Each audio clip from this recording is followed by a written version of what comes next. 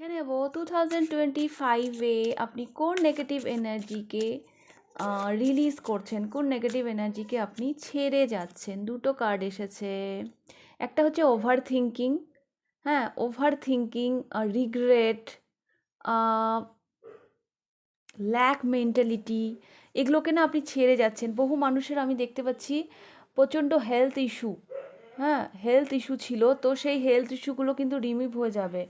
হ্যাঁ, যেগুলো হয়তো আপনাকে অনেক সময় অনেক ল্যাক মেন্টালিটিতে নিয়ে গেছে, মানে জীবনে হয়তো অতটা আপনি এনার্জি পাননি, হ্যাঁ, এগিয়ে যাওয়ার জন্য, বিকজ ইওর হেলথ ইস্যু।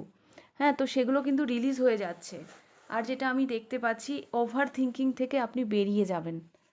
হ্যাঁ, ওভার থিঙ্কিং থেকে আপনি বেরিয়ে যাবেন। জীবনে অনেক অনেক অপরচুনিটি যেগুলো আপনি মিস করেছেন, সেগুলো এবার আপনি অ্যাকসেপ্ট করবেন। যেগুলোকে হয়তো আপনি নিজে, অনেক নতুন দরজা খুলে যাবে। অনেক বন্ধ দরজা যেগুলো আপনি না, অনেক পসিবিলিটি, অনেক সম্ভাবনার দিকে তাকাননি। হ্যাঁ, যেগুলো 2025-এ আপনার সাথে ঘটেছে, বা শুধু তাই না, আপনি হয়তো দেখতে চাননি সেই সম্ভাবনাগুলোর দিকে।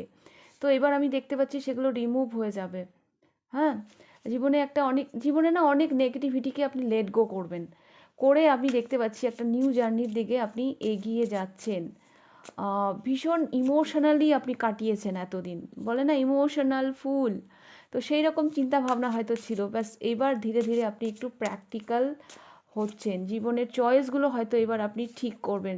আর যেটা আমি দেখতে পাচ্ছি, কোনো ভালো গুরু বা কারো ভালো মতামত, যেগুলো হয়তো আপনার লাইফে আপনাকে অনেকভাবে প্রভাবিত করবে।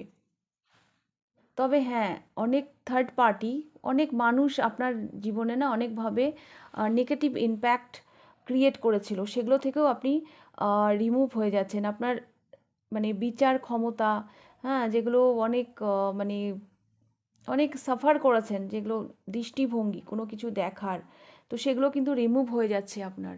2025 শেষ হওয়ার সাথে সাথে অনেক নতুন দরজা খুলে যাবে। আপনি আপনার নিজের ইনটিউশনকে ফলো করে এগিয়ে যাবেন।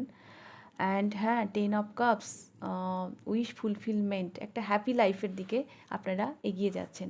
So congratulation.